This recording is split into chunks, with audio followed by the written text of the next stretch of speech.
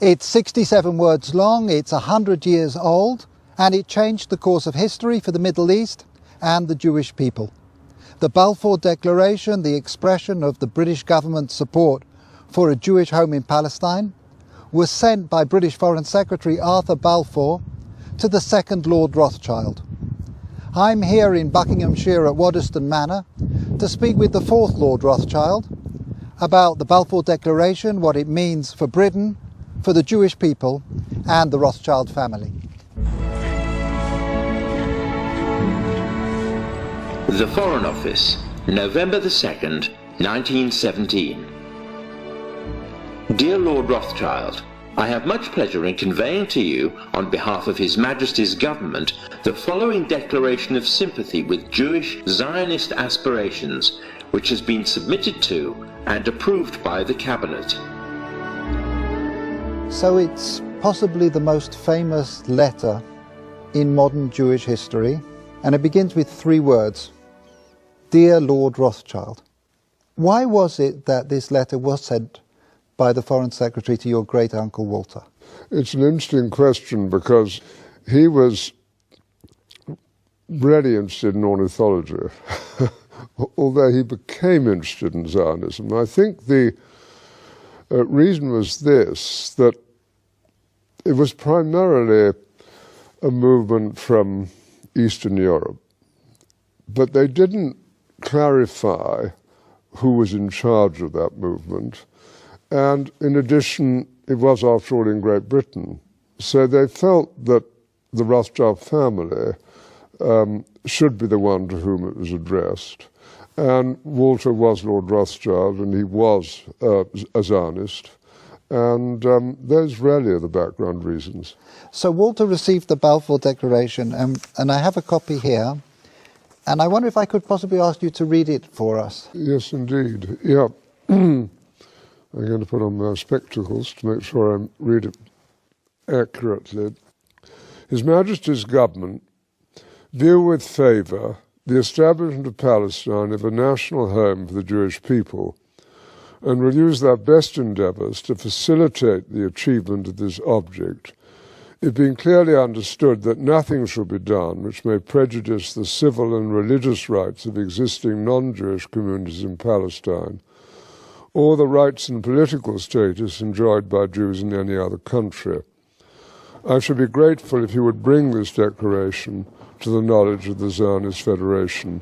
Yours, Arthur Balfour.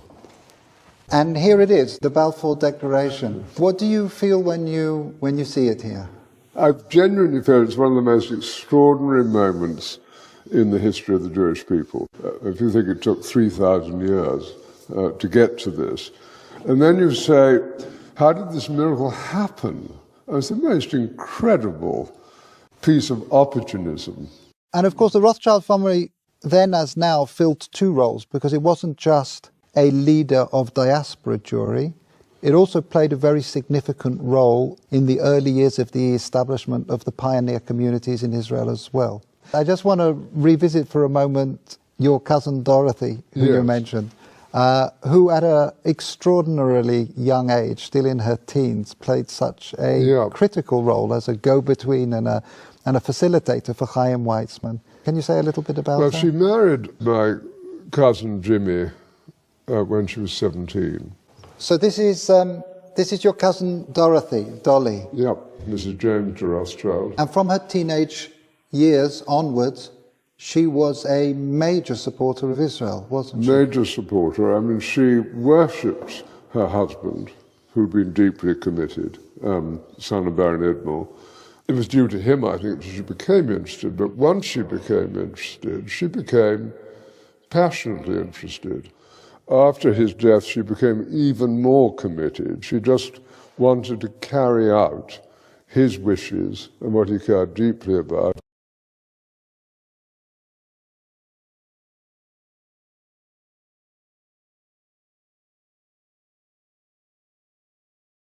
And you can read letters from her to Weizmann and from Weizmann to her when she was only 17. And what she did which is crucially important, was to connect up Weizmann with the British establishment. I think she also trained him in how to deal. She helped educate how to and it's conduct himself. At that age, but she did sort of tell Weizmann, how to kind of integrate, how to insert himself into British establishment life, which he learned very quickly. So I'm here in the Waddesdon Manor archives, where there is a treasure trove of remarkable documents from the time of the Balfour Declaration. We have the correspondence here between the teenage Dorothy and her husband James, and it's really a love story. Here we have detailed letters describing her dealings with Zionist leaders, her advice and her suggestions regarding the conferences of the Zionist movement. And here we have a letter that the young Dorothy, still not 20, sent to Dr. Chaim Weizmann, where she's talking about the meetings that she's arranged for him.